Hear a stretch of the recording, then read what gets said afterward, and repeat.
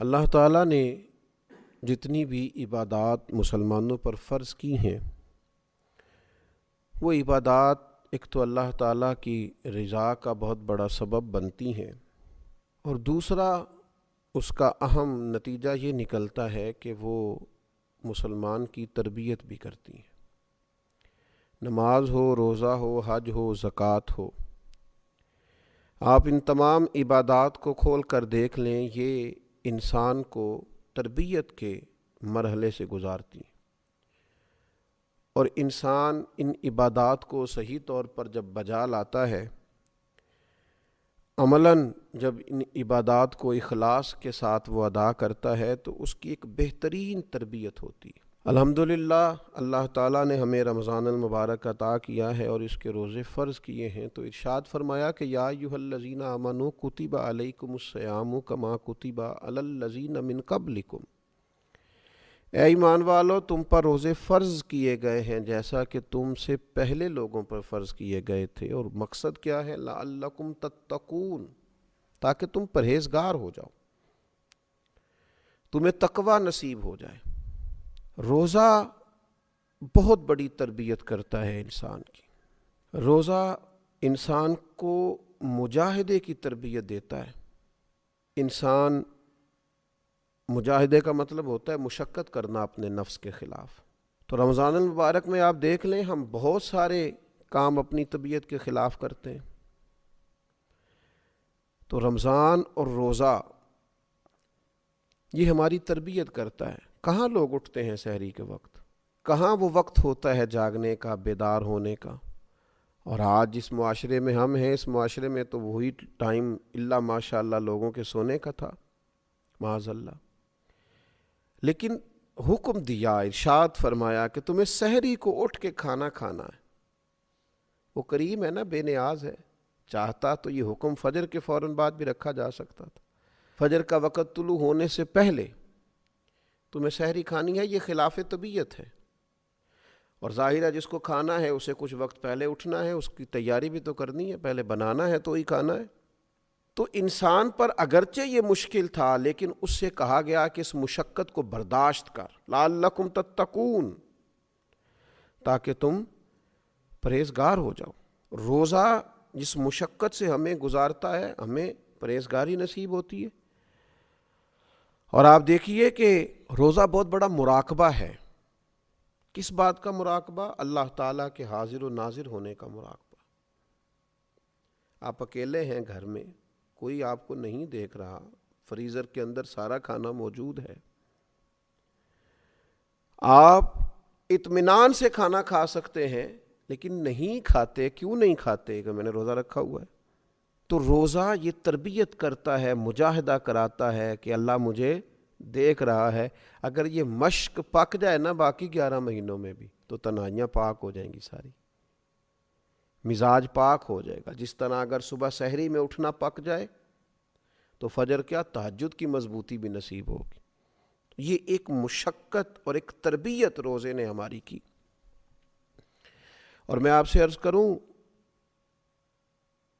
کبھی اس نظریے کو پکا کے دیکھیں۔ حضرت جنید بغدادی رحمۃ اللہ علیہ فرماتے ہیں، مجھے میرے شیخ نے کہا تھا کہ بیٹا اس ذہن کو اچھی طرح پکا لو کہ میرا اللہ میرے ساتھ ہے اور میرا اللہ مجھے دیکھ رہا، اس کو پختہ کر لو۔ پھر تو یوں ہے کہ انسان کا سارا وقت ہی معیاری اور قیمتی ہو جائے گا، پھر تو وہ مسجع مکفّع شگفتہ زندگی گزارنے لگے گا۔ تو روزہ عملاً اس کی مشقت کراتا ہے۔ پھر آپ دیکھیے کہ انسان جب بھوکا رہتا ہے نا تو اس کو روحانیت نصیب ہوتی ہے۔ نبی پاک علیہ الصلوۃ والسلام نے بہت پیٹ بھر کے کھانا کھانے کو پسند ہی نہیں فرمایا۔ اللہ کے حبیب صلی اللہ تعالیٰ علیہ وسلم فرماتے ہیں، کسی نے جو سب سے برا برتن بھرا ہے وہ پیٹ ہے۔ روزہ جو ہماری تربیت کرتا ہے، مشقت، ہمیں روزے کی صورت میں جس مشقت سے گزرنا پڑتا ہے، وہ کس قدر انقلاب برپا کرتی ہے۔ ایک حدیث میں نبی پاک علیہ السلام نے فرمایا کہ شیطان آدمی کے اندر ایسے رواں دواں رہتا ہے جیسے خون، بس چاہیے کہ بھوک کے ذریعے شیطان کا رستہ روکا جائے۔ اب دیکھیں دوسرے مقام پر حضور علیہ السلام نے نوجوانوں سے بھی فرمایا کہ یا نکاح کرو یا روزے رکھو۔ یہ مشق روزے کی اگر کی جائے تو یہ نفسانیت کو کنٹرول کرتی۔ تو رمضان المبارک ہماری یہ تربیت کرتا ہے کہ کچھ تھوڑا اس کا خیال رکھا جائے۔ ضروری نہیں ہے کہ اگر آپ کی پہنچ میں بہت ساری حلال چیزیں ہیں تو آپ ساری کھاتے ہی جائیں اور صبح و شام آپ کھاتے ہی جائیں۔ اس سے بھی کئی دفعہ انسان کو بہت نقصان سے گزرنا پڑتا ہے۔ پھر روزہ ایک اور ہماری تربیت کرتا ہے، جب تک انسان بھوکا رہتا نہیں نا، اسے بھوکوں کا احساس نہیں ہوتا، غریب پروری نصیب نہیں ہوتی۔ محبت کو سمجھنا ہے تو نہ سے خود محبت کر۔ کنارے سے کبھی اندازہ طوفان نہیں ہوتا، بھوکا رہنے سے پتہ چلتا ہے کہ بھوک کی شدت کیا ہوتی ہے۔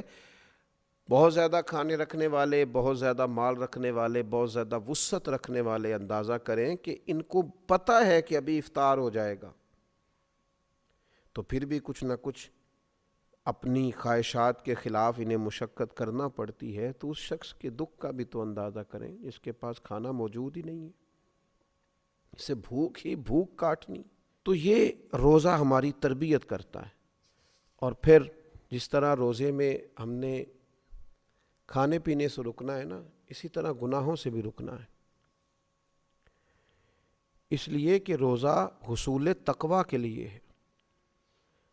اللہ کی رضا کے لیے اگر ہم رکے ہوئے ہیں کھانے سے، پینے سے، عمل زوجیت سے، تو اسی طریقے سے اللہ کی رضا کے لیے رکنا ہے حرام سے، جھوٹ سے، غیبت سے، بدی سے۔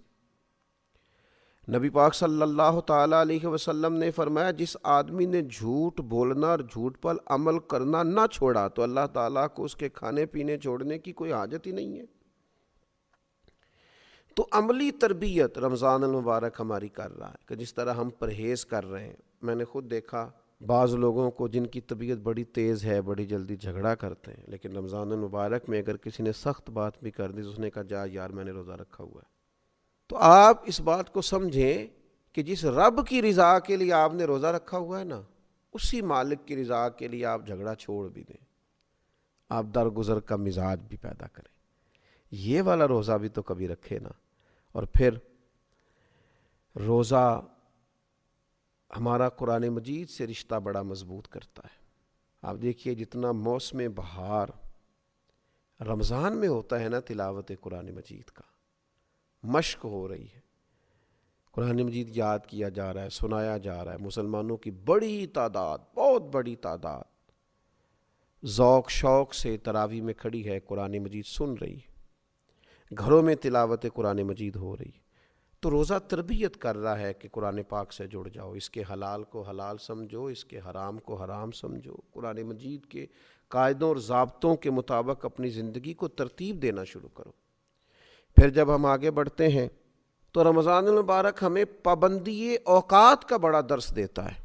آپ کو فجر سے پہلے کھانا ہے، یہی وقت ہے، اس کی آپ کو پابندی کرنی ہے۔ اگر فجر ہو گئی، آذان ہو گئی، تو آپ ایک لقمہ اپنے گلے سے نہیں اتار سکتے، آپ پر پابندی ہے، آپ کو ٹائم دیا گیا، اسی ٹائم کے اندر آپ کریں گے یہ کام۔ اور پھر افطار بھی آپ کو مغرب کی آذان سے کرنا ہے، وقت مغرب، آپ اس سے 5 منٹ پہلے افطار نہیں کر سکتے، اور بہت دیر کر دینا افطار میں وہ بھی مکروہ تحریمی ہے، یعنی وقت کے اندر آپ افطار کریں۔ تو رمضان المبارک وقت کی پابندی کا بڑا درس دیتا ہے۔ میں نے دیکھا ہے کہ لوگ دوڑ رہے ہوتے ہیں، جلدی اٹھ جاؤ افطاری کا ٹائم ہو گیا ہے، جلدی کریں، تیاری کریں، اہتمام کریں۔ شام کو بھی جو رش دکانوں پہ اور جو رش کھانے کی جگہوں پر افطار کے لیے ہوتا ہے، اس سے پہلے اور اس کے بعد وہ نہیں ہوتا۔ تو جس طرح ہم رمضان المبارک کے اندر پابندی کر رہے ہیں اور خیال کر رہے ہیں، ہمیں اسی طرح باقی اپنے سال میں بھی اس مشق کو جاری رکھنا چاہیے۔ وقت پر نماز پڑھیں، اٹھ کر وقت پر اپنے سارے کام سر انجام دیں، دینی اجتماعات ہوں یا کوئی دیگر تقریبات ہوں، وقت پر شروع کریں، وقت پر اس کو ختم کریں۔ اوقات کار کی مصروفیات کی جو تربیت رمضان شریف کرتا ہے، اس تربیت کو پورے طور پر اپنی زندگی کے اندر لاگو کریں۔ تو یہ رمضان المبارک جو ہماری تربیت کر رہا ہے، اس تربیت کو ہمیں سمجھنا چاہیے، اور اس مہینے میں روزہ بھی رکھنا چاہیے اور اس عملی مشق سے بھی گزرنا چاہیے۔ اللہ تبارک و تعالی سمجھنے کی اور صحیح معنوں میں رمضان سے فیض یاب ہونے کی توفیق عطا فرمائے۔